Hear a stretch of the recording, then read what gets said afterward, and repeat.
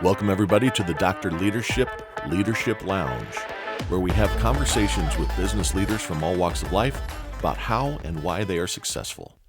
Hey, good afternoon, everybody. Welcome to another edition of the Leadership Lounge. Brent Taylor here, Dr. Leadership. The doctor is in. Today, it brings me great pleasure to welcome today's guest, Bill Fournet, who is CEO and founder of the Persimmon Group, a leadership consulting organization in Tulsa, Oklahoma. I had the great benefit and great joy of actually attending one of Bill's seminars called Zero Dark 30 here a few months ago. We met, and I thought it'd be a great opportunity to have him on the show. So, Bill, first of all, welcome to the Leadership Lounge. Hope you're having a great day.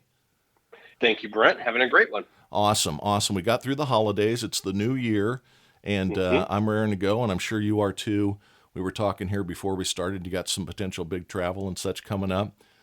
So I hope all that goes well and everybody stays healthy. But again, really appreciate you giving us some time today, and really kind of want to start. You know, you have an interesting background. You and I share a lot of similar interests around military and history. We were, for the audience, we were kind of banging around some political history here before we got started as we're doing sound checks. And how I kind of like to start is just tell us about your company and what you do, first of all, and then kind of walk us through the journey. How did Bill get here, where you are today? Sure. So yeah, it's been an interesting journey. I appreciate it, Brent. And so I started the company in 2004. Yep. And really came out of an impetus for a couple of different things. As a management consulting, and when we first started, we were and we still are very focused around project management and delivery with organizations as well. Okay. I had left corporate America in 2001. And left for a couple of different reasons, but the biggest one being kind of burnout. I had a large project team, 150 plus people working for me, and we were doing cutting edge stuff in the IT space. And as you start having kids, and we had our second son, I was going to work, it was dark, coming home, it was dark, and started to realize I was getting to that place where you just almost felt like a little bit of an echo chamber. And needed a break. I needed a break in a different perspective. And I had actually been an independent consultant up in New York for several years, also doing some stints at IBM and AT&T in New York City. And that had gotten my feet wet at first of being kind of an independent consultant.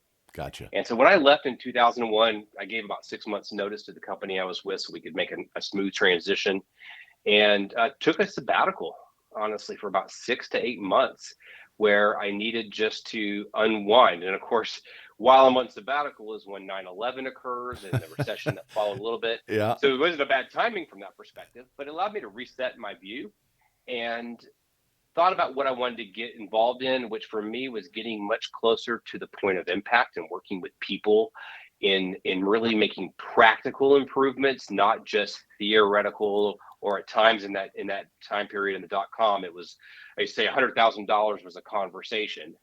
But in the markets that I started going into, $100,000 was a big project. And I just really enjoyed improving people's lives in whatever it was, process work, organizational design. And that led me to the point of saying, I want to go back building a team again. And That's that allowed awesome. me to start Persimmon in 2004.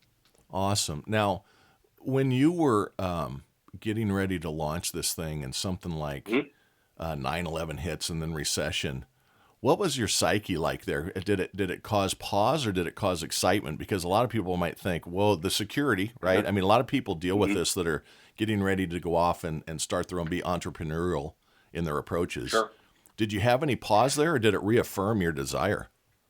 It more reaffirmed it. So here, when I went into consulting, I had a couple of basic kind of guiding principles, I guess. One of those was you have to know what you really need to live on in life and what you want. And knowing what you have as a need, I knew that after leaving college, just go back even a little bit further. Yeah. I ended up loading up a U-Haul, moving to Seattle, and living in a hotel for a week, getting a job in a restaurant, ended up running the restaurant within 6 months. It was a pretty substantial restaurant. And I learned a lot about business there, and opened up some other businesses when I was in Seattle. I knew when 2001 happened that I could always go back to something. You had And that's support because in of your where my background, needs right? were.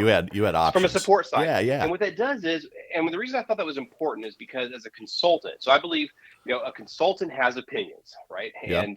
And our job is not to sit there on the outside and just throw rocks or find the negatives. Our job is to really to enable someone or a leader to achieve some sort of a vision or a change or whatever that may be. And ultimately for me and personally for me, it's so that people can go home at the end of the day and spend time with their families Yep. and not feel constantly stressed and strained. So I love to just sort of root out noise in the system. And so when I became a consultant, what I feel like is you have to have this recognition that it could all go away tomorrow and you're going to be okay. And because doing that gives you a sense of freedom to recognize I don't have to be beholden to a certain client or a certain project.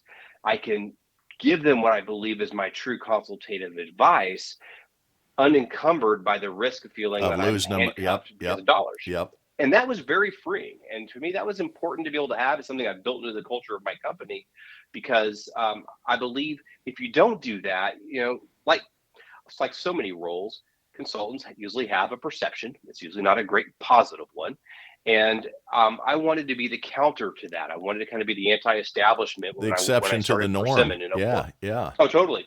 We used to get feedback that we were not your father's consulting firm because we just The didn't go Oldsmobile. through those That's right. approach. Exactly. That's right. Well, it's funny that you bring that up. So, and as I always call it on the podcast and in these discussions, my day job, I lead a large organization, and we take a consultative approach as well, and I have a team of consultants on my side, and even your business gets into some of that IT support and things of that nature is in my world as well. We don't compete in any manner, but similar type things, and you've got to develop trust. And when you are free like that, a couple things happen. One is the customer feels it too, so they feel like this person's really got it going on. But two things you said that I wanted to kind of touch back on: need and want. And I talk about that a lot in the regular podcast. Is especially around rearing kids, give them 100% of what they need and 10% of what they want, and you're probably going to have pretty good kids, because the society's making a big mistake, and not to be my grandfather, get off my yard guy, but they're just throwing everything at these kids. The social acceptance, and they've got to have everything. It's the parents trying to keep up with the Joneses, and I call the Joneses on the podcast the enemy of your family. They are the enemy of your family, because all it leads to is bad decision making, and it's based on insecurities. You're not developing good citizens for the village down the road. You're developing anxiety-ridden individuals. And then the other thing, I did a podcast here a couple weeks ago. When this comes out, it'll be just getting ready to, it launches. No, it was this week's, and it's on financial stability, not only for your kids and everything else, but you mentioned the freedom, right? It's an empowering feeling when you have financial security. I'm talking about it in a personal life, but in your business life, not having all your eggs in that proverbial one basket, right? Where That's right. If somebody cuts you, it's okay, man. It's just life. It's okay. That's right. And that's what, so, your point about the need and want, I was really fortunate, I would say, as a youth, of having an adult outside of our family that I knew who taught me that understanding. And I was, going through, like you said, going through college, going through life, and the different sort of journeys that I've taken, my wife and I have taken. Understanding that difference, I think, is one of the most fundamental aspects of people to position and rethink. Why are they looking at something? Why are they concerned? Why are they stressed or their anxiety? It usually goes back to recognizing, is that truly a need, or is that just a want? And if it's a want, how does it rank against the other wants or needs that I may have? Where in the hierarchy does it land? My wife and I have a saying that we use. We've been very fortunate. As I was raised by World War II parents. I talked about this when I attended your seminar, which was outstanding. We'll get to that too. But my dad was a World War II vet. My mom was born in '29, both Depression kids. And you didn't have these types of issues where everything that you wanted came about. They were very conservative fiscally and financially. And my wife and I have both kind of learned that. Her dad was a railroad guy. And just because you can doesn't mean you should, is something we say to the kids a lot. That's right. Hey, That's having right. $1,000 in your savings account doesn't mean you should go spend 800. Just because you can doesn't mean That's you right. should. Let's try to get it to 2,000 and talk about $100 treat to yourself or something. Well, and that's what, one of the things as you saw in the seminar too, I love backpacking. I do a lot of Yeah. backpacking with scouts And and the with kids, scouts. right? Yeah, that's right. And what I love about it is because, when you're on a 5 or 10 day trek, you figure out your needs versus your wants really fast.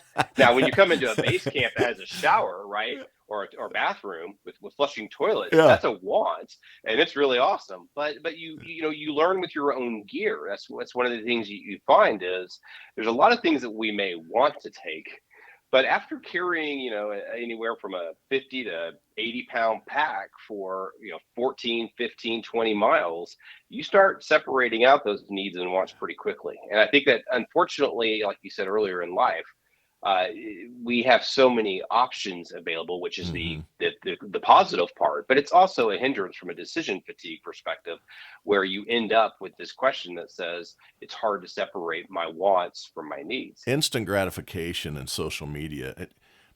There's such a fine line there, and we're well past the good side of it. There's a lot of things That's you're right. seeing that in the news, and everything's starting to normalize. But I've said in the past, treating our girls like the best thing for them is to understand how to use the filters on their phone so they can be Hmm. Kardashian-esque Hmm. is a disaster to our young women of becoming strong leaders in our community and in our business environments. That's plain lucky. One of them was naughty as an 18-year-old, videoed it, and suddenly they've got $1 billion empire. That's not what good looks like in Right. society as a Right. whole. And I was just going to laugh or jokingly say, when you talk about that pack and walking along, reality carries a big hammer, and man, when it hits you in the face, it hurts. And That's those right. needs and wants, now I would put toilet paper as a need, but it's probably a want in the grand scheme of things. You said flushing Uh, toilets, but it's Flushing toilets, yeah, I would uh, agree with you on that. I think that like you said, it is it's a challenge when there's such a diversity of things. It's the benefit of what we're in. It is also a challenge of where we are today. yeah, yeah. It's a two-sided coin, and it's going to be interesting to see where we are 20 years from now. Well, but it goes to a fundamental, so I work, with leadership teams across all the sectors, Hmm. and where we are today is goes back to that kind of basic, what I call fundamentals. So I don't teach typically what I call basics. I teach fundamentals. Fundamentals are the key levers of how do you lead and manage in an ever-changing environment. Because I believe that we live in this age of disruption, Absolutely. and for over 12 years, my focus has been both in working with, and then harvesting lessons from teams that have been very successful, and when they are in times of constant uncertainty. And what you go back to is core fundamentals, and fundamentals are like those tools in your tool belt that you can pull upon. But the key question is, do you then have the awareness and the judgment to know which Which tool tools to to use? pull Right. and when? Yep. Right. Yep. And basics to me are like, basic skills, very, very, very core skills, but they're often very sometimes junior in their understanding or their nuance. Fundamentals are levers that allow you to increase, with as complexity increases, your rigor, your desire, but you still can apply those tools. And that's what's been missing in a lot of organizations, regardless of whether they are Fortune 500 companies or all the way down to small mom and pops. Hmm. Their challenge has been they got way off on focusing on fundamentals and teaching versus telling. And and that's kind of what we've seen in general with all so much choice that comes at us, needs versus wants. It's so easy to fall into sort of the line of, let me just put this widget in this spot because that's what the process tells me to do every time, when The book the says circumstances now. around Yeah. you have Yeah. changed. The book Yeah, says now. It's that's funny right. that you bring up fundamental. I use a lot of sports analogies. I think it resonates with a Mm-hmm. lot of people. Everybody plays in some manner or something, Yep. whether it was table tennis or basketball or whatever. But I always talk about the Vince Lombardi, old gentleman. This is a football. He started every Oh season yeah. with that same line, and they weren't. When you go back and you look at the late '60s football teams, it had no sexiness compared to today. From the offensive scheme, Yeah. Oh yeah. they No, they had they exactly. had It they was had it was it was brutal. they had three plays. I mean, literally, when you Yep. go back and look at the Lombardi, a couple more than that, but the analogy is this: It's going to be a sweep right. It's 1st and 10. We know it's going to be a sweep outside the tackle right. Perfect execution led to Super Bowls. Not because the defense didn't know it was coming. It's that my block is that guy. I'm better than him at that point of impact. And next play, sweep left, and then off the inside the tackle with a draw play or whatever, and that's how you win multiple Super Bowls. Talking to Dick Vermeil a couple weeks ago on this, he had a great one. He's real big in the conversation around hard work, and he says hard work is not a punishment. It is a means to your ends. It is a means to reach the goals in what you're talking about and what you want to attain. Now, hard work doesn't mean 60-hour weeks. Hard work means dedication to whatever that cause and whatever that moment is, and putting your all behind it. And two pretty successful individuals to kind of lean on. And I very much agree. I use, to your point, I use the sports aspects, especially football, soccer, and then the military and special operations teams, because both of those, they both deal with uncertainty. You have that football team that walks out and no coach, calls all 60 plays in order and knows what those are going into the game. They call 5 plays. They watch, they respond to what they're seeing. And if they're surprised, they adapt. But what they adapt is based on their plays that they practice during the week, the calling of those plays, the modification. And that's kind of what I've created, or what I call power plays, which are little micro techniques. They're the tools that you can pull in your tool belt.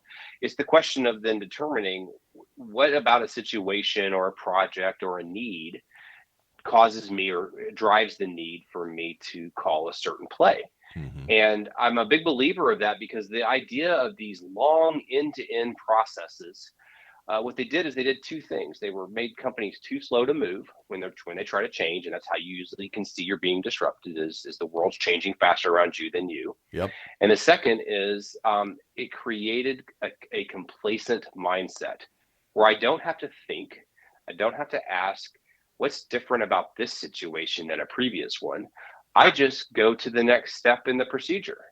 And I'm not saying procedures are bad. It's just we try to universalize them and make them end to end for further than they should reach, when instead they need to be at a more micro level and to understand it why creates that process. it brings the agility piece in, right? It does. I mean, it does. You've Exactly. got to, So our company tagline for years was "Imagine Change," and now we've gone through so much. I'm like, I can't not imagine. I'd like to not even think about change. There's been so much change, but you have to kind of get up and ready for the game. That's why.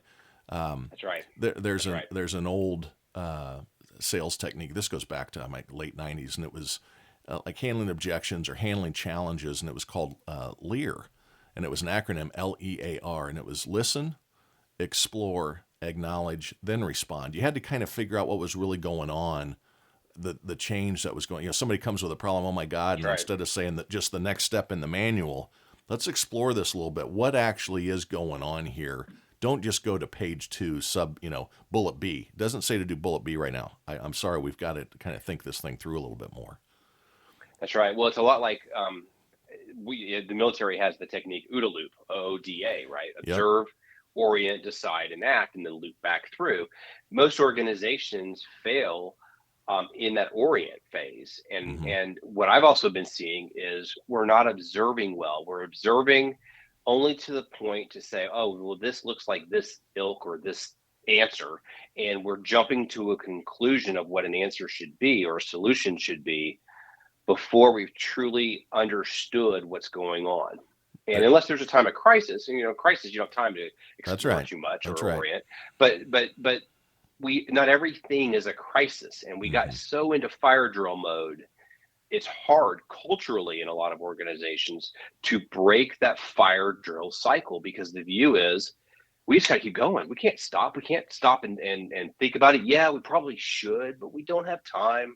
And I hear that so much. And the analogy that I'll use with leadership teams is that it's not about working hard. People are working hard. They are working incredible hours in so many organizations. It's that everybody's trying to saw down trees in the forest. And the question is, once your blades start to become dull, do you pause to resharpen the blades, which means you're not working, you're not sawing for a little while. That's right. You're contemplating. But the intent is that the idea is that you're going to cut down more trees by the end of the period, right? I use the analogy. Either way, you cut trees. Yeah. I have talked a couple times in a couple editions of the lumberjack, and it's the same Hmm. analogy. What is the most important tool in a lumberjack's tool belt? And 9.5 out of 10 times the axe. No, it's the sharpening stone. It's the timed, Hmm. because productive That's a good point. work is much better than just work alone. Just That's going right. at it, running. The fire department takes a minute to analyze what's going on before they send the guys and the gals into the burning building. You just don't That's sit it. You're there. exactly right. I'll give you a great example that is it's so as we've talked about with disruption. What I watch for is how do you break the complacent mindset? Because we all get locked into certain views, right? And Yep. and people in general, I believe, strive for stability. Stability and safety are what Mm-hmm. most human beings look Mm-hmm. for. Well, the one that's so surprising right now, and it's been going on for 10 years, I've asked this question to audiences of, on average, in a 1 hour meeting, how many minutes are valuable and useful? And in the United States, for except for a small period in the middle of the pandemic when we were doing a lot of online, Yep. the answer I consistently get is 5 to 15 minutes. Doesn't surprise And me, that when you think about no, it. Yeah. but I'll get a different answer when I'm in Europe, as an example, much higher number. But what's interesting to me is that if I say, okay, let's assume 15 minutes. So that means that 75% of your time in the meeting is not valuable or useful to you. If you had a 75% waste or failure rate of the service or product that your business provides, You'd blow it up. you'd be gone. Yeah. Right. And they go, oh, yeah, we'd be out of business. I'm like, okay. Or you'd So when change you it. tell me that's right. But when you tell me you don't have time to work on things, you don't have time to improve, you're too busy, but you've got 75% of your time not being used well, that's a point where you need to step back and reflect and saying, maybe we need to come at this from a different angle. Two things there. So there's an old saying: if you want a job well done, you ask the busy one. The others have no time. And Hmm. it ties into what you're saying there. And to tie off of your meeting concept, we did an edition here, a show about 6 weeks ago, and it was on guardrails of burnout.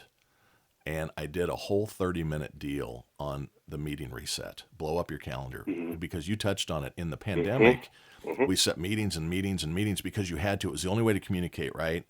Now, if it's Right. customer facing, don't do it. But I went through exactly what you're saying on the timing you get back. Take all your hour meetings, and Hmm. if they're weekly, go to every other week. If they're monthly, go to quarterly. If they're an hour, reset them at 30 minutes and see what kind of time you get back. First of all, evaluate if there's value still. But start with Hmm. zero. Cancel a meeting and see if the issue comes back up before you reschedule it even. Yep. It's So, amazing that well, just on the that's what calendar. that's yeah. Well, I'm smiling on my end, which you can't see, of course.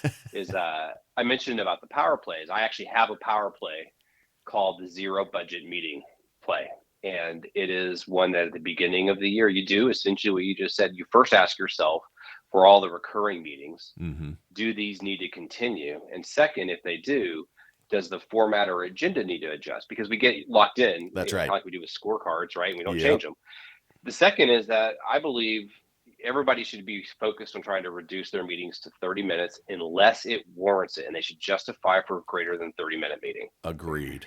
Totally And agree. then I have a second power play that I teach, which is called POP for pop your meetings, and it's that every meeting should have a purpose, an outcome, and a plan. Plan. Yep. Plans like the agenda, right, or the process. Yep. The outcome says what does success look like at the end of the meeting, and the purpose is why we're meeting in the first place. And if you're a leader of an organization and you want to start to eradicate the inefficient meetings quickly, stop accepting meetings from your team that don't have the pop in it, the POP, and you just put it at the top of the agenda, the P, purpose, P colon. Here's why we're meeting. O colon. Here's Yep. the success.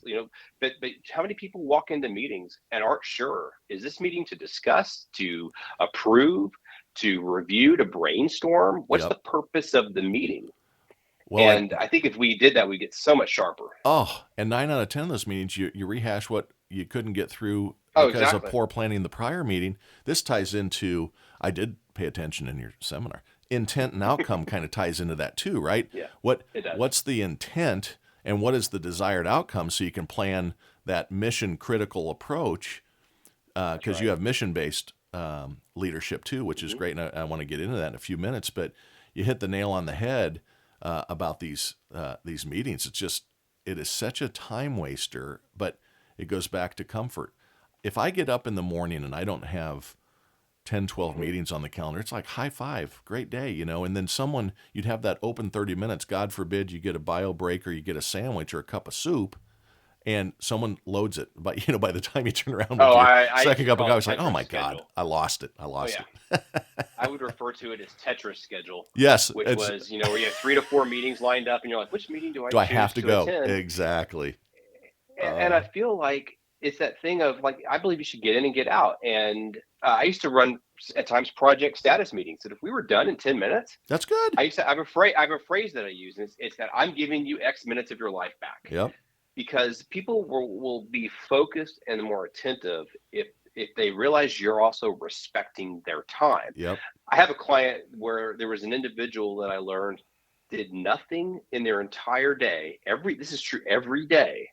They just move from one meeting to another. And I'm like, how Oh, do you get to be that where you're just moving from meetings and not doing anything outside of sitting in meetings? And I saw that a lot early in my career in a couple of the places that I worked at. All I felt was like, that's what I want to be the antithesis of. And it was part of my reasoning for starting my company, because I wanted to have a company that was much more principles and values based, very family based, that's but awesome. also our goal was not to work long hours. Our goal was to work smarter and to Hmm. help our clients know how to work smarter as well. So I've been in my day job.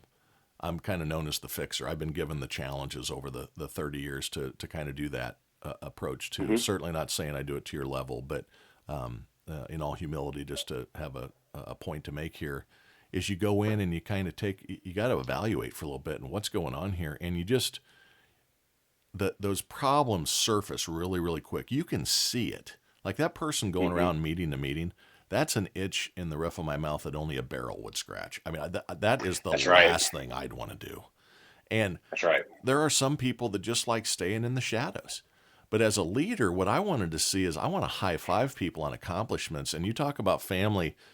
So, Dr. Leadership, DR Leadership is the name of the podcast. And it's the DR Hmm. stands for driving results in my logo. But I use the doctor kind of, hey, doctor's in, you get to have some fun and things like that. But Hmm. one of the things we try to bring is the family focus too. How can you be a leader in your community? How do we get the village mentality Right. back? You and I are very similar in age. We're just 7, 8 months apart. We remember those good times where I didn't have to worry about my parents getting me in trouble. I had to worry about the neighbors seeing me do something wrong too, right? I mean, Exactly. Oh yeah. inspection was Definitely. everywhere. Oh yeah. And I refer to those as the good old days. There's wonderful things about today too, but it was never about immediate gratification. It was never about me, me, me. It was about we. And that village mentality needs to come back a little bit. You talk about that. I want to, because your statement there, you wanted to be family friendly. You wanted to have, core thing that your business stood for. How would you describe the Persimmon Group's core foundational values? Let's talk about that for a few minutes. How do you describe that Sure. to others? So I built the company originally off of a couple of different fundamentals. One of them was I had internally, was the idea of the Navy SEALs of consulting, which was before the Navy SEALs became, cool or popular. Mm-hmm. And it was because I'd studied a lot of special operations, and I like the idea where you're a very flat organization. There's different roles of decision making. Mm-hmm.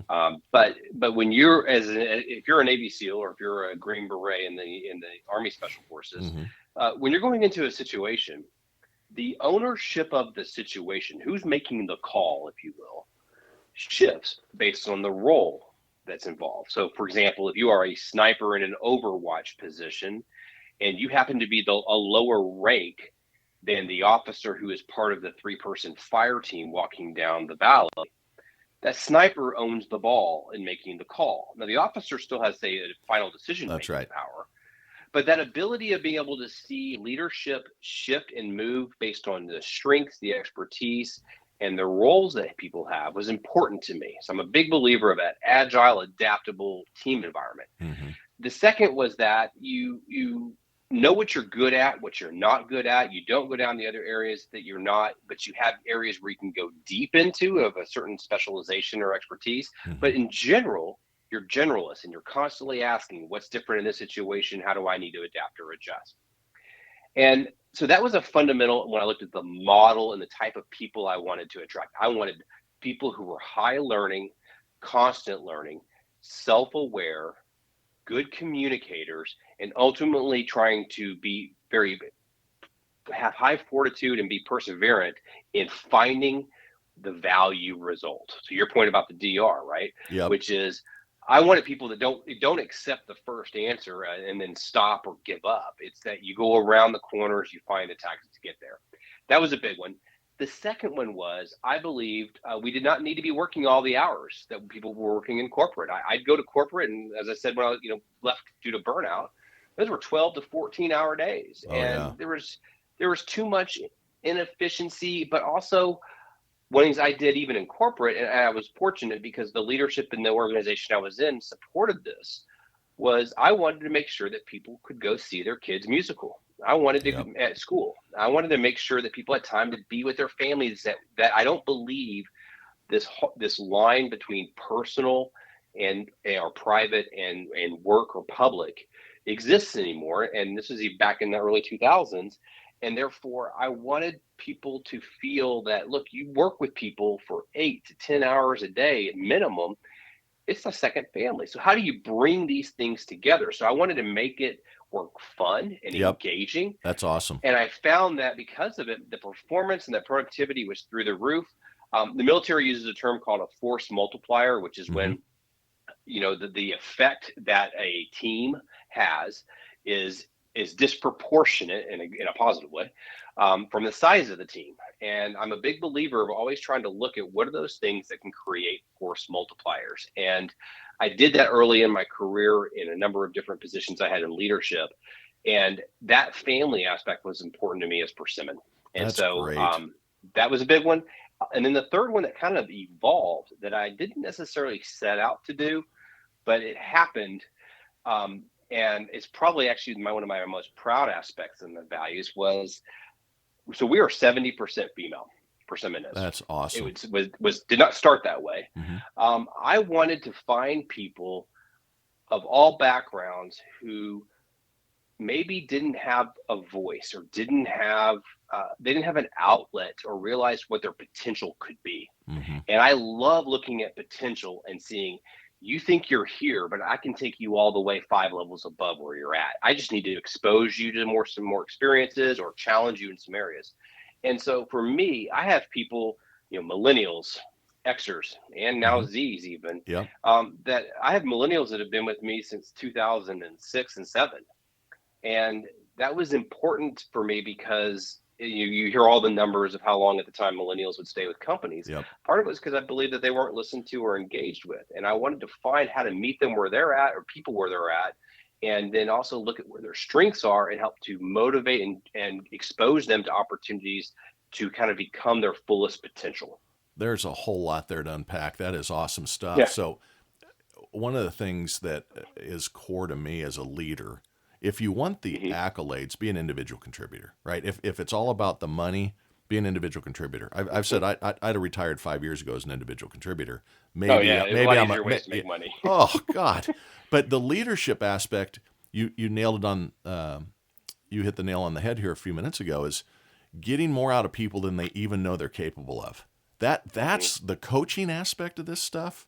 Just that's what gets my juices going.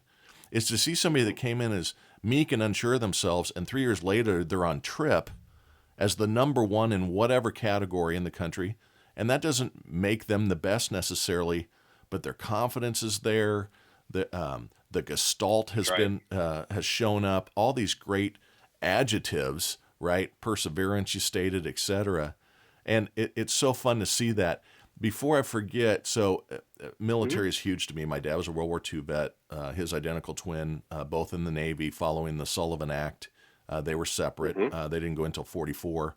Their older brother was a B-25 bomber pilot that actually was shot down, landed it in the Soviet Union, bellied it in, had shrapnel in his shoulder and his foot, lived on the plane, beached it like a pontoon, believe it or not. One of the tails was missing. They have no Wow. idea how he kept it Hmm. in the air. Escaped through the Afghanistan underground 9 months later after they Trans-Siberian Railway, all this stuff. And so military is very important to me. I did this interview on the Leadership Lounge here with Frank Lazara, who I talked briefly with you about before. Hmm. And you had said when you were given the example of the sniper and the higher ranking Hmm. officer Oh, or yeah. higher ranking Yep. individuals down below. So the first story he tells, and he's going to come back on later because he did 7 tours between Iraq, Afghanistan, and the Horn of Africa, and it was all special ops helicopter piloting. So he Hmm. and almost all nighttime come in unannounced and leave with the guns ablazing, And he talks about where he was the lead pilot, 2 helicopters. They had brought the mission to him. This is 9 days after 9/11. The day after he was moving through Oman and ended up in Pakistan, and were setting up some search and rescue capabilities up in the mountains because the air war was going to start, and they knew they were Hmm. going to be hitting the mountains, they knew they were going to be hitting the towns, etc. But the Taliban were everywhere, so they brought a mission to him, and they responded that this is a life or death only mission. We do not accept the mission unless it's life or death only. 2 days later, they come and say, you're going on the mission. And the reason that they didn't like the mission was they were going to be low level but at high altitude atmospherically. Right. So 12,000 feet in the foothills of the Himalayas, 300 Oh, foot off yeah. the ground, right? Well, That's yeah, the area of Roberts Ridge in that area. exactly. And helicopters don't do well at atmospheric height. The higher you go, Right. the more power you need. They don't use lift like airplanes. For those that don't understand it, look it up. It's really cool technology. The physics is awesome. Well, he is up there. His radar goes out and there's weather coming in. So he takes, and that was not non-typical on 53H. He's got 16 of America's greatest special forces in the back, and his radar goes out, so he takes second seat between the 2 helicopters. He's still in charge. The other guy goes in front, and they come up to this kind of canyon, and they need to see if they can get through it or if the weather's going to be too bad. So he sends the second guy up. He says, I'll circle back here. You go up, take a look, radio back if we can make it through. Now they're at 12,000 feet. The other guy goes forward, says, we can't make it. Weather's bad. I'm calling the mission. No problem. He says, come down, pick me up, and I'll get back on your wing, and then we'll hit the tankers. The C-130s will refuel, and then we'll get back to base. Well, the guy comes, and he's doing these big circles, and he's saying, pick me up on my south side, meaning the bottom of the circle. Guy misses him and keeps going, thinks he's lopped onto him, and he hasn't. Suddenly has some atmospheric impacts happen and doesn't have enough power, is losing it.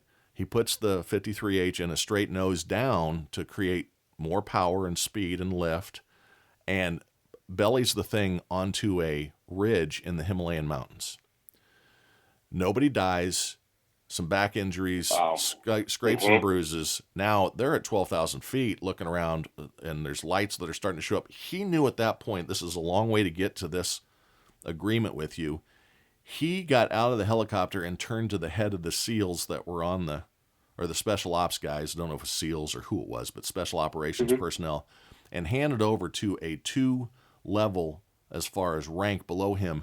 You now have command. I am overcharged for final decisions, but you're the expert on the ground. I'm good in the air, promise you. Sorry, I just bellied it into the Himalayan mountains, Yeah, yeah, yeah, but yeah, yeah. not my expertise. You now are in charge of getting us saved. And That's right. they knew at that point that agility and how it changes, who needs to be in charge when, and Well, and just a that's that great answer. self-awareness aspect. That I think it is. It's something that is in such high demand. One of the things I'll share back to your sports analogy a little bit is that in sports and in the military, we do a really good job of watching game film. Mm-hmm. And if you think about that, that is watching how did we perform without all of our egos being bruised. And we don't do that well in business. We get into the are you calling my baby ugly kind of feeling, and it gets into this tit Yep. for tat defensive conflict ridden. And in the military and in sports, you're not there for that. You're driven by a higher purpose. And so even as you've seen in sports where you may have a great athlete, a stellar, and we've had several of those wide receivers, names who shall not be mentioned, Mm-hmm. who may be some of the best players in that position, but they're not team players.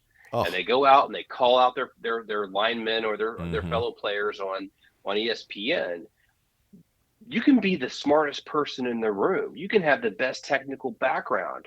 But if you can't communicate, you can't work within a team in this day and age, you're not going to be successful Nope, you're not. because you have to have that adaptability. You have to have that loop or feedback loop of information of what are you seeing, what's working, what's not working. Do we need to adjust from a decision making?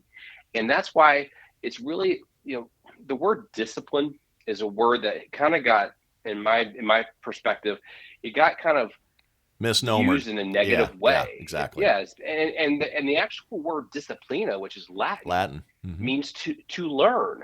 And I think that we've lost that, where discipline is about practicing some of our rhythms. We practice really well in sports. We don't practice well in business either. Mm-hmm. And so to me, back to the kind of idea of the fundamentals, so many of the lessons, both in team performance, but also in leadership, they exist. They exist in history. They exist in real time.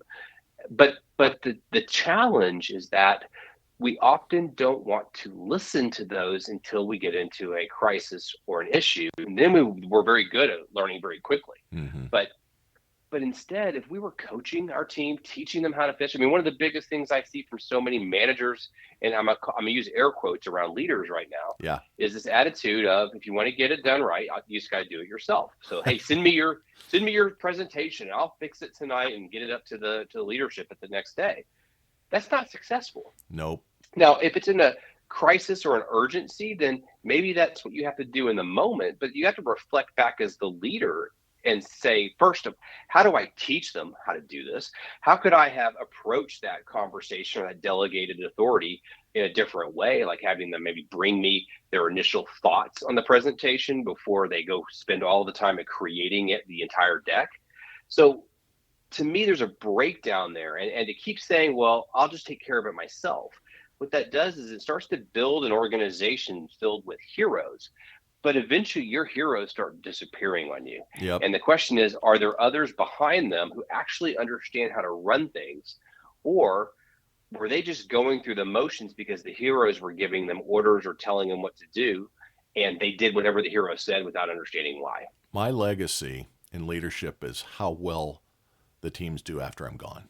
I That's totally agree. that's a sign of leadership. Yep. And talking about your feedback, there's an old analogy.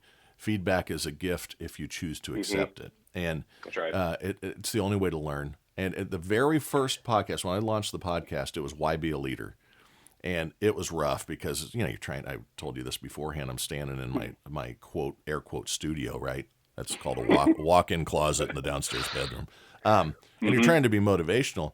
But one thing I talk about there is shed the monkeys. Don't let people. Yep. First of all, if you think you're going to be the best rep on every deal, you're not a leader. Don't be the lead on every deal. But when reps or managers or individual contributors or anybody come in and lay problems at your feet, one thing I insist for my folks is you got to bring me some resolution ideas. I'm not here for you to just pile on all the crap on top of. Right. I'm Right. here. That's What right. I always my first question is, what do you recommend we do? And then Right. let the Well, conversation and so happen.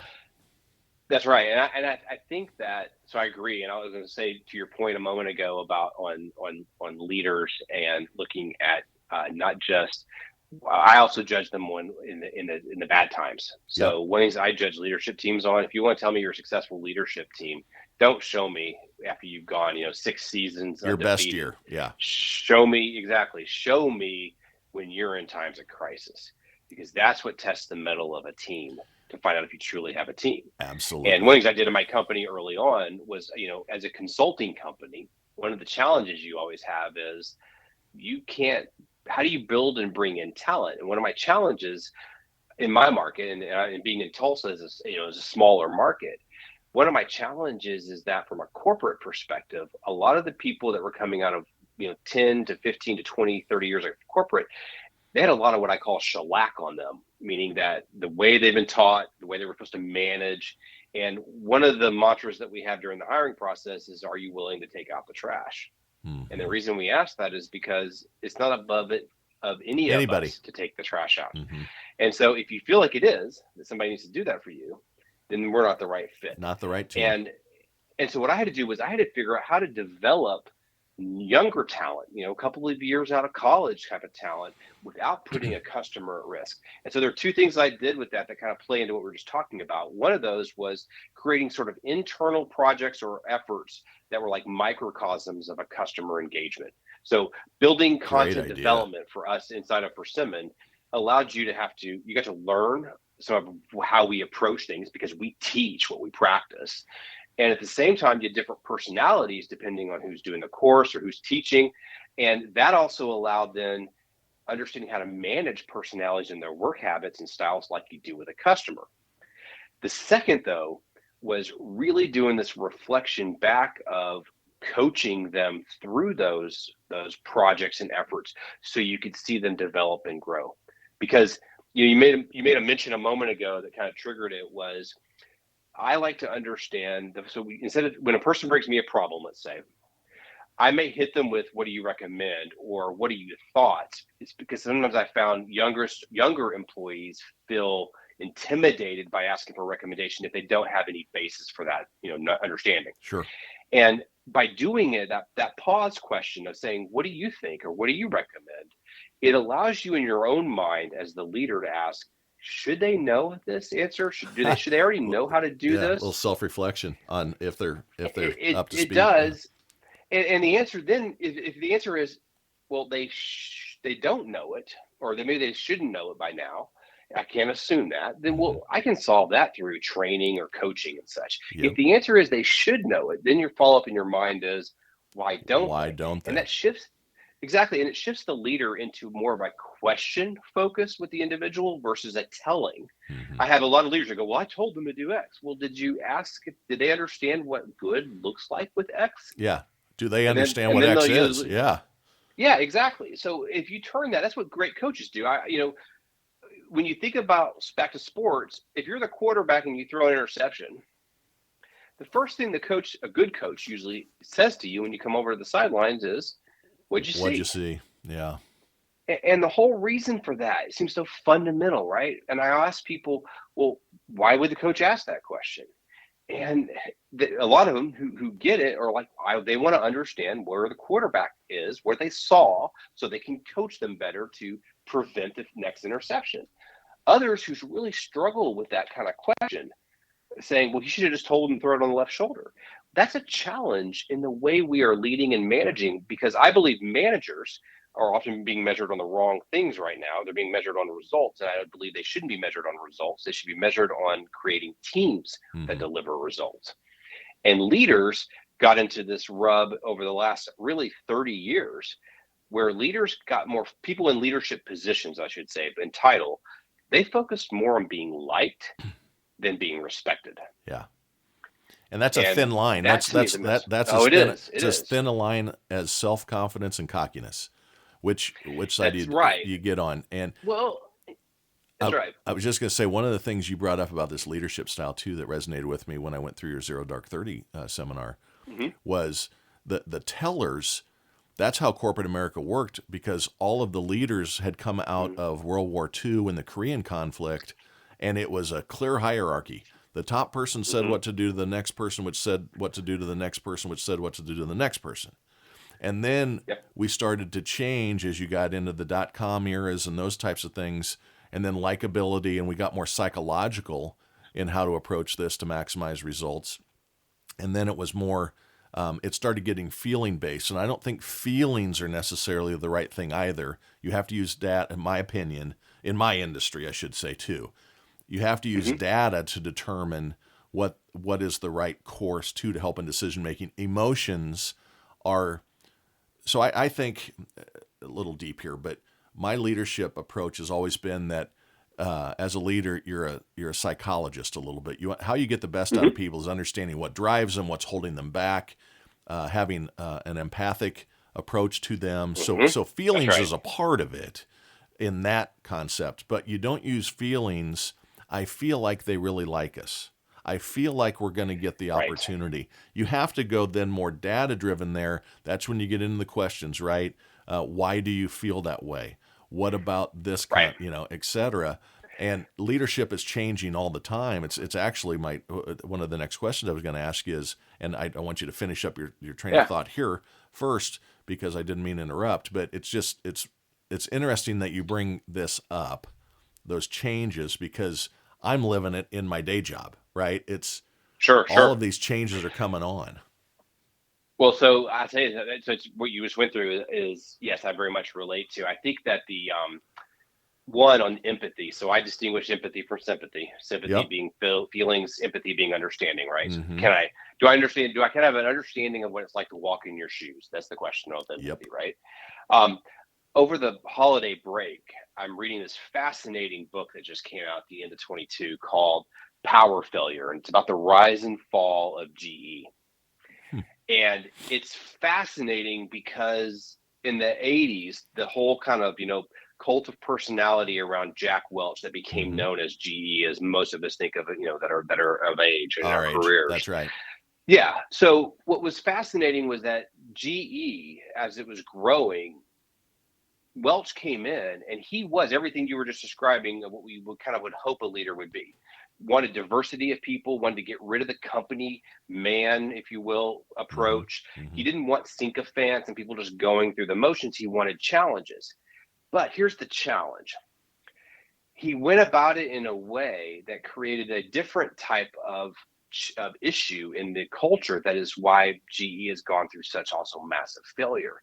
And that was it, he wanted this diversity of thinking, but unless you were willing to go to hand combat in those meetings, it became a point where if you lost, you could be easily fired, and Done. it created Mm-hmm. a sense of fear, a culture of fear and Yep. intimidation, right? Yep. So what happened was you started watching out and not putting your head up because you don't want to get shot. That's right. And so the downside of it was it actually went worse in an opposite direction of creating a culture of complacency and sycophants because you didn't want to do something outside the norm that could get you knocked off. Uncertain risk. Well, he was no. So my CEO at my company Mm-hmm. from 98 until 2008 was a Jack Welch prodigy. He ran GE Electric. I won't say his name, Gotcha. but Sure. so he was my CEO, and we put some things in place. He was a big Six Sigma gentleman. Did some things around continuous improvement, et cetera, like Kaizen, but different. Mm-hmm. And but he was also the fire and brimstone guy. It was fear. I mean, if you stood up to Mm-hmm. him, that was good. But I mean, he was an F-bomb guy. I mean, HR. He was 1 month Oh in, yeah. and HR had already pulled him aside and said, "Listen, I understand what you're trying to do here, but you can't do that on Yep. national calls. You gotta No. you gotta taper the edge here a little bit." But it was that Jack Welch mentality of fire and brimstone, and what created around him, if you weren't careful, was exactly what you said. People just say, "Well, I'm not That's going to." right. First of all, people don't like confrontation just by nature. And so what I do Sure. when I call it, and I pen this is actually, it's not copyright or anything, but I'm just letting you know this baby's all mine. I came up with this about 20 years ago. It's if you're teaching, if you're coaching, those types of things, it's not confrontation, it's carefrontation. I care about your Mm-hmm. well-being. I Interesting. care about your Yep. development. I care. That's why we have to then go to the feedback is positive, is a gift if you choose to accept it, right? The baby's not ugly, Mm-hmm. but everybody has freckles. I'm not the greatest at this thing. I've stolen every good thing except that. Carefrontation was mine. I just want that clearly noted. Sure. But Sure. and I'm Sure. joking. But you have to be willing to expose yourself a little bit. I think good leaders are challengers. There was a great book out, The Challenger, here Mm-hmm. several years ago, which was kind of about that. That was more customer facing, but I think challenging is a good thing.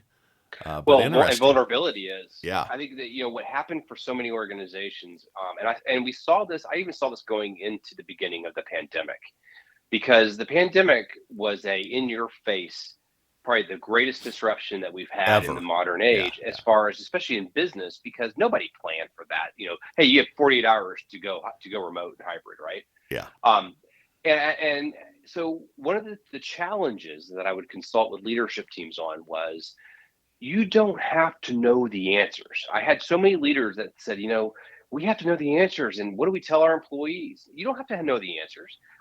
What you're responsible for as a leader is developing the plan and having confidence to engage people to go get the answers. That's right. That's what people want. And so that point about vulnerability is important. I'll tell you, you on the feedback piece, there's a couple of things. This is where the shifts are occurring. So I was a believer of empathy, but also seeing what trust does, which I'm a believer that trust is a fundamental. And if you, and I use special operations teams as an example for that, because in a special operations team, if people will say they You are in told this trust, they have story. trust. This is a great Yeah, they story. have high trust. This is great. They have high trust in businesses, right? So Mm-hmm. if you are on a SEAL team and there is something going on physically with you, like you feel like you're sick, or you're just not functioning the way you should be, or personally, it could be emotional, and mental aspects, and you go on a mission and the team finds out about that, you're off the team. You broke trust. Mm-hmm. You could have you You did put the put rest of the people's team at lives risk. at risk. Right. That's right. But in business, we say we're high trusting and we all like each other. But I asked the question back of, okay, all companies pretty much have a policy around the flu, okay, pre-pandemic even, just the flu, Mm-hmm. which says if you have the flu or you feel like you don't feel good, stay home. Yet when I ask how many of you all come into work when you're sick, most people raise their hand. And why do they do that? Because they feel they're going to be judged as a poor work ethic or too weak because we should have been able to come in. Mm-hmm. And that's a failure of trust. And so what happens on feedback? So a couple of things that I've learned over the years that I felt were really valuable. One is I use the what questions versus the why questions. So I talk about what are the factors that led to that decision versus why did you make that decision? Part of that's because Huh. psychologically we see that why questions put people on the defensive immediately. Yep. Yep. And as Great. soon as you put somebody on the defensive, their prefrontal cortex, or the front of their brain, which is their ideation, is their future focus, is their idealism, it shuts down and you go into fight or Fight flight. or flight. Yeah. That's right. The second one, and this is one that I've seen companies do really successful, but there's not enough companies doing this. So most companies go through what I call the check the box performance management process. The mid year and the end of year performance review, Mm-hmm. and it's usually between a supervisor and a direct report.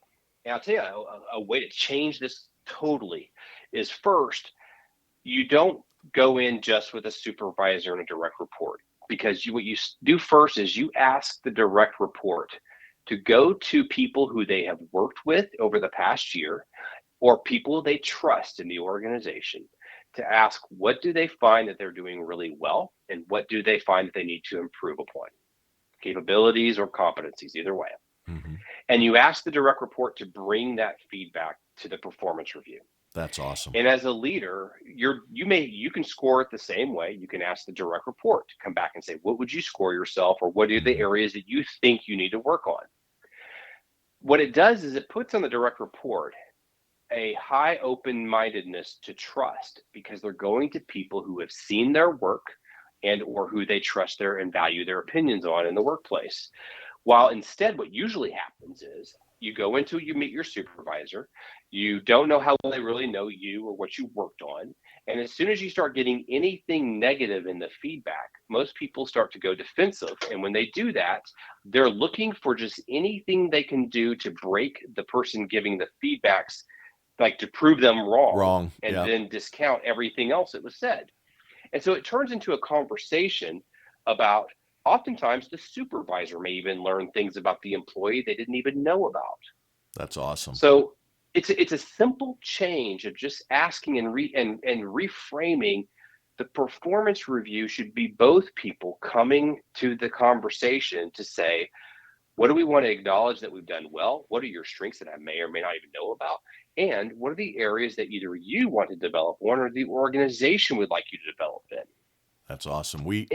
It's again fundamental, but they miss it. Yeah, we for our leaders, we use what's called a 360 review, Mm-hmm. and Yep, which I'm a fan of. yeah, and it really has worked well because everybody thinks that they're awesome, just ask them, right? Especially narcissists Hmm. and people with bipolar disorder. They're doing great. Just ask That's them. right. That's But right. That's right. on the 360, you get to pick, say, five of your peers Hmm. and people that you work with yourself, and then they would choose a couple randomly that you interact with that weren't on your list to make sure you weren't, cherry picking everything. Hey, a nice bottle of, scotch for you if you give me good accolades type stuff. Yep. And the best development there is for people to hear and well to truly listen to the feedback versus getting defensive, right? Because those peers being involved. I talked about the gentleman from GE that was our CEO for years, and there was a guy out on the West Coast that just was not liked by his people. He was a leader that had the revenue hid sins, right? They always produced well Hmm. because the team was good Hmm. when they were out of the way. So he always felt of himself so highly, and the new CEO had done some reviews with for his direct reports, the VPs, etc. And some feedback had come back, and he's going out and he's doing it, and says he says the story. I was not there, but the story was basically sat down, and the guy starts saying, "Well, I think I do a great job, great job, great job," and this CEO said, "Well, what you don't seem to understand is that all your people think you're just a big asshole." That's how Hmm. he started the Exactly. conversation, Yeah. and it was like Yeah. bam in his face. Well, what do you mean? They never. It's because you lead through fear and intimidation. You haven't had honest feedback in 5 years.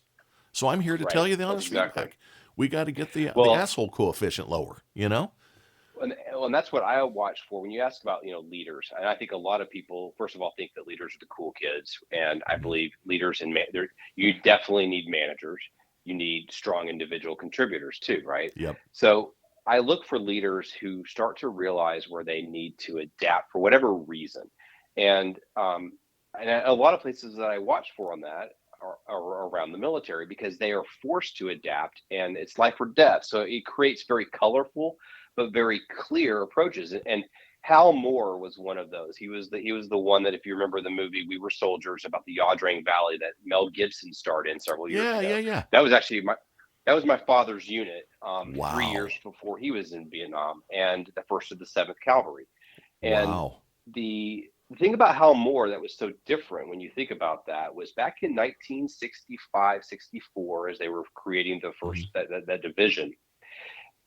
At the time, officers really did not exist at all with or coexist with enlisted men. There was a whole belief of officers go to the officers club. You're Mm-hmm. kind of above. There was a whole ticket punching mentality in the late 50s and the early 60s of the U.S. military that got rocked pretty hard with Vietnam. Yeah, they did. But Hal Moore's approach was officers are responsible for ensuring the care of their men. And when in the film, there's a very clear scene where he pushes his officers, and some of his officers tried to push back on him on this, to check their men's feet, to make sure their men don't have Have foot sores, rot right? from their Mm-hmm. boots, exactly, and everything else. And some officers were like, I'm not going to do that. He's like, you are going to do that. And it was a powerful moment because he was breaking these barriers and ceilings to essentially say, when we're in combat, we have got to be the most effective fighting force there. And arguably, and what they did in Nha Drang was pretty substantial from a military side. Yep. But but it was a different way of looking at that. David Hackworth was another leader like that who realized he needed to change his combat tactics to mimic what he was seeing on the ground between the North Vietnamese and the Viet Cong, and he Mm-hmm. reorganized, reconstituted his companies into different fighting models than what was traditionally taught in the military. And I find that to be so intriguing when you see these mavericks who get ahead. Petraeus was that way, General David Yep. Petraeus, and as we moved into Iraq and Afghanistan. Schwarzkopf. Um, I think Stan McChrystal Yep. was that way. And I'm a big fan of Team of Teams by Stanley McChrystal. He didn't create the concept, but he Mm-hmm. demonstrated how to apply it, which is how do you take a 3,500 person organization and help make them operate like an 8-person team? I saw that in your blog And today. I was checking yeah, up on yeah. you. And so I think what I watch is, and this is the thing that I mentioned fundamentals has been a big miss right now in a lot of organizations. The second one is really targeted to leadership teams. Is they haven't stepped back to ask if the questions need to be different or if they need to even ask questions to start with. The idea of shifting your paradigm or your mindset to maybe say what's different this time or what might be different than the previous. We are in uncharted territory. arguably, both economically. We're in hyperconnectivity across the world in our economies, in our information, and we've never been in this positive and negative environment. The positive is I can connect with people, and no matter where I live, I can engage to get Yep. answers and collaborate. The negative is I can amplify bad things as well, just as much so. And so, as a leader, I believe it puts more of an emphasis on ensuring you have a team that can operate, as you said earlier, which I agree, when you're not there. If I take the leader out, which another scene from that movie of We Were Soldiers is when he goes and punches the platoon leader in the chest getting off of a helicopter during a practicing and says, "You're dead." What do the rest of the men do? What do you do? And that to me is a fundamental question to challenge any leader that says, if I take you out of your organization for 2 weeks to 1 month right now, can your organization survive Yeah. and thrive, better yet, without you there? And if the answer is no, then you're not leading well. You've got to reset your thinking. Yeah. Yeah. You talk about this paradigm. I was going to bring this up earlier. I'm glad you brought it back up, where it was around the guardrails I'd talked earlier. With this hyperconnectivity, we used to Mm-hmm. say I work from home, but what is happening is we now live at work if you're not careful. And Sure, you've sure. got to keep up some barriers. Like I try to only work in my office in my home. I've worked from home for Right. almost 12 That's years right. now. You have to create delineation between your personal life and your work life. And the advent of the cellular phone and those types of things and email and text. I mean, we get over inundated with it. It's like I'll come in on Monday morning, like, did you get my message? Well, no. Well, I sent it in Yep. Teams, or I IM'd you in this application. Pick up the phone, send an email. I don't have the ability to track 6 or 7 different ways in which you're trying to contact me, as an example. The technology That's can right. be good, but everybody wants it. You don't get to choose the app of choice. Let's try. I say to individual contributors, especially to the millennials, the Gen Zs, the Gen X, text is great, but AGB, Alexander Graham Bell, invented this great thing called the Mm-hmm. telephone that thing in your hand also does to build relationships. Mm-hmm. Now, some people prefer to communicate the other way, and that's fine.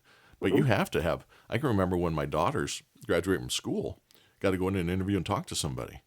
What? Yeah, you got to go talk Yeah, to yeah. them. Yeah, Well, yeah. so yeah, and that's where earlier you mentioned about teamwork, right? Yeah, Well, I would say that I see in the younger generations right now, both millennial and Gen Z, and our scout troop has 150 kids in it. that's We have a sister awesome. troop as That's well. so awesome. Uh, they are such amazing team players, and they don't like. I joke about this, but I would hire most of the kids I have from my scout troop as project managers over a lot of adults that I know. And the reason Hmm. is they don't have the baggage, the bitterness, they don't have the losses. Their focus is how do we solve the problem Yeah, together, let's and they've fix been it. raised in Yeah. these high collaborative, high team environments. um, and so I think that's part of that interesting thing of how do you adapt. The reason I focus so much around sports and military, I think too, is why they're such great examples of apex teams, is because they're always dealing with our youngest generation coming into their workspace. What a great And point. they have to adapt, right? To some level, you have to adapt to them, but you also don't lose what it is that you're doing. And I'll give you a really quick example of this that I just find interesting. I know I'm hitting a lot of military kind No, of it's great. stories, but I All find good them stuff. fascinating. Yep. There's a book that was called The Unforgiving Minute, and it's about a West Point graduate who is his story going all the way into Afghanistan, but he was a Rhodes Scholar. He became a ranger, and in the book he talks about his first summer when he arrived at West Point. West Point has this tradition that they do, this ritual that has been around for I think well over 150 years. And what it is they take all of the plebes, which are your freshmen, your Freshman. incoming Hmm. people, and they put them in the gymnasium. And each plebe is standing there at attention, and they have the uniform of an upperclassman, so a sophomore, junior, or senior. And the purpose of the quote exercise is to get the clothes that are in your hands to the right person's room. And what happens is, one at a time, you're going to exit the gym. And when you go outside, all of the upperclassmen are there and they are pouncing on you with questions, yelling trivia questions, essentially. I mean, it could be West Point history Mm-hmm. trivia or something about basics. And if you get the answer wrong, you have to return back into the gymnasium. So basic setup, right? Walk outside, ask a question to you, get the wrong answer, walk back inside. And this guy was one of the first ones. He's like, they're just coming at me. They're yelling at me from all sides. I can barely even hear it. I'm sweating. I'm nervous. And he, of course, gets the answer wrong. Well, over the next hours, what happens is the plebes start talking amongst each other and they start realizing that the questions are pretty similar and they can start to get the answers and sharing that knowledge and those Mm-hmm. answers. And they start punching through and getting into, into the rooms, and they got to figure out whose rooms where and whose clothes do I have. Sure.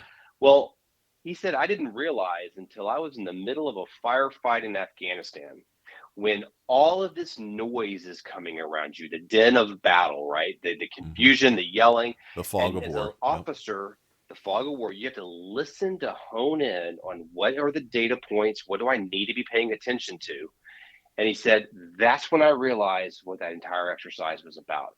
So in that case, generationally, 150 years, at least five generations, six, seven generations, maybe Yep. over time, same exercise, fundamental approach that teaches you a lesson as a future officer in the U.S. Army of how to deal with the chaos around you and focus on what matters most. And I think that's the kind of things that I really watch and look for. And how do we bring those into our business or our individual lives? Because that's where like the money is, if you will, from a how do you look and get the biggest bang for your buck. You look at the lessons that have been there before us and you bring that in and say, okay, now how do I apply that in my life today? That's awesome. That's awesome. It's like, gentlemen, this is football, right? The basics It is. all over It again. is. That's Real, right. That's I right. wanted to get in for a few minutes here Mhm. before we finish up a couple things. One is I said to the audience that I attended your Zero Dark 30 seminar, which I Mhm. thought was outstanding. Tell us a little bit about that program and Good. where you see it going and anything else that's kind of new and upcoming on the Persimmon Sure. groups. Sure. So Zero Dark 30, I developed about almost about probably about 8 years ago, maybe. I've always believed that when you're trying to learn, and when I started Persimmon, training was a percent. It was a small percent of our business, but it actually enabled people to understand kind of our view or philosophies of how we approach projects and leadership and everything else. And I believe that well, let's say when I started training the very first time, the first engagement I walked into was a project management class that was 3 weeks long for a client. And the preceding company that had sort of set the training up was you read for an hour and a half by yourself, and then you talked for 30 minutes as a group, and then you read for an hour and a half, and you, oh, that's boring. Why would I want to attend that? Right. And that was I turned that into the show Survivor, which I love. It has a lot of history and meaning to me over my career as a leader. And I said, let's make it hands on. Let's make it a problem we're trying to solve. And so we turned that into that show. We taught risk management with Deadliest Catch. Well, for me, when we looked at Zero Dark 30 and what was going on with how do you see, I believe that the military typically leads corporate leadership by about 10 to 15 years when we're in combat to see where the trend's shifting to. What do we need to be Where the focusing puck's on? going. Yeah. Where it's going. That's exactly right. Because that generational piece of that incoming workforce. Hmm. And and so what I saw with Zero Dark 30 was me bringing in some of my kind of leadership, but also project management approaches on assumptions management and after action reviews and how we can communicate quickly, but also how we establish leaders' intent or outcomes, like you said. And that was really my first foray into bringing in some of these approaches that have really evolved since 2010, roughly. I've been focused on nothing but leadership in times of disruption. And Zero Dark 30 was really one of those very first instances of it. Hmm. Now I have my whole Lead for Tomorrow program, which is much more focused around everything from strategy to people performance management to generational change to burnout and addressing how you deal with burnout, teaching how certain techniques you can apply in a number of different facets, which goes back to these are the fundamental techniques. Right. And when you do those, it can change the quality of your results and the consistency of your results. So for me, that's what it has evolved from, kind of that early stage where we saw it Yep. so clear, and bringing in, that class is all scenario based. So you come in and you're trying to think about it from a certain perspective, because I believe that when you are in learning, it should essentially be a coaching session. If I just teach you or tell you something and then you try to go back to the office and apply it, you're like, wait a minute, how does that really work? Instead, I want to see you apply it right there Yeah, in you were breaking session. us into So you, teams. It was great, right? Getting oh yeah, feedback from people, just for everyone's exactly. edification on here. And I want you to give a shout out and Yeah, how they can contact you and stuff. But they break us into teams, and everybody had a role to play. It was almost like dinner theater, where you go in and you're nobody knows it, but yeah, that's right. you're the murderer. Okay, but somebody played the CIA, somebody played Yep, NSA, JSOP, Secretary of State. NSA, Yep, yep. exactly, all of the different roles. And then it was about how are we going in and taking down Osama bin Laden Hmm. and the story there. So first of all, my juices are flowing. My wife comes to me and she calls on big general contractors and going, and she says, this guy's giving a seminar on Zero Dark 30. I said, well, sign me up. She goes, what do you mean? I'm going. There might be. I said, no, you said it's open to the public. I'm going to go listen to this guy, and really did I enjoy it. appreciate So that. how do people reach out to the Persimmon Group that are business leaders, execs? I have a large a group of Sure. following through LinkedIn, etc. What's the best way to reach Yep. you? Is it through your website or how is that? Yeah. So the main website for the Persimmon Group is the Persimmon group.com. So the persimmongroup.com is our company website. And that Okay. has everything from the courses we teach, the services we offer. We have a lot of blogs and tools out there. I also have my billfournet.com site, Okay. which has my power plays, which are free to those who come to the site. And I've got a couple of ebooks out there. One on being able to manage through disruption and turn it into how to leverage disruption and turn it into opportunity. And another one that is focused around burnout itself. And that's where I do a lot of my speaking aspects and some of my workshops that I'll do for clients directly as well. So both those are really good resources from different aspects. The That's power awesome. plays cover everything from how do you lead and manage teams to your own time management. And what they are is they're not all things I've created. I find things like a Pomodoro technique is a great example, which is a way of getting intense focus in a short amount of time. I didn't create that. I found that, and I want to share it because I feel like the thing about disruption is we're all going through it in our own ways, whether it's at home or at work or our company.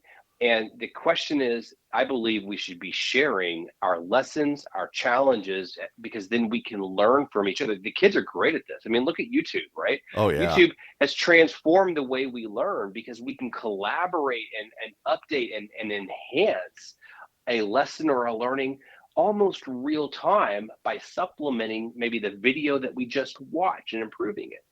We've never had that in the history of humanity. Nope. We had to wait in these 20 or 30-year plus cycles for something new or a new updated version of something to come out. Oh, it's happening And every so single day now. Yeah. that's right. That's right. So kind of like that example, I just used on the West Point one where they start sharing the answers to the trivia questions. I'm a big believer, and as you saw in the Zero Dark 30 class, and on all of the classes or workshops that we do, you have to create this element of peer or teamwork in it, because what people do is they start to establish relationships with people either in their organization and sometimes even outside of it that they didn't know, who can become a sounding board to help as you're trying to apply this in your own world. Great stuff. Great stuff. I have one last question before we finish up today, Sure. and it's intriguing to me.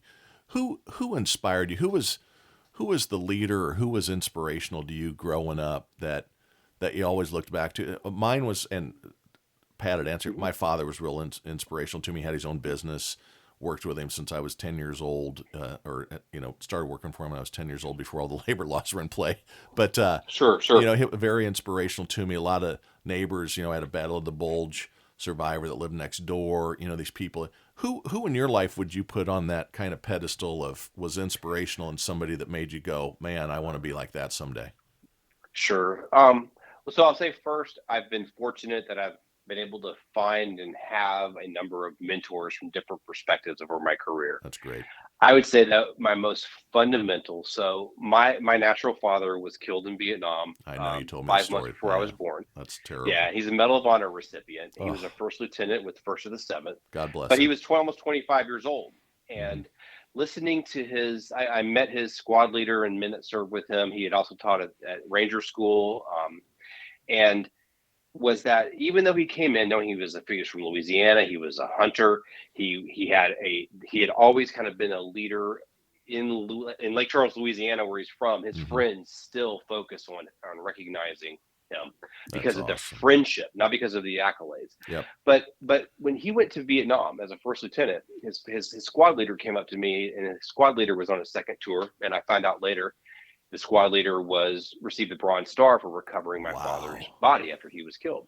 Wow. And he said that he said that your dad came in, a lot of officers would come in and just start telling us what to do. And even though your dad had taught at Ranger School and did all these things, he always asked questions. He listened. He would defend. He led. He understood how to listen to the strengths of his non-coms or his squad Mm-hmm. leaders. Yep. And then he would make a decision. And once he made a decision, that was going to be the decision to move forward with. And that to me had a huge impact. So learning about him, also knowing certain aspects. My mom remarried, and I would say my father, who also raised me, brought some additional angles, which was, fundamentals of leave the world a better place than you found it. What a great one. Right? Do what you say you're going to do. Yep. Always follow through. Integrity. Yeah. Integrity, recognizing that you always still have something to learn. And so those were really important things for me also. And then I would say, as I said, when I went through my career, I had different mentors that I found that always brought things to me. I love to learn.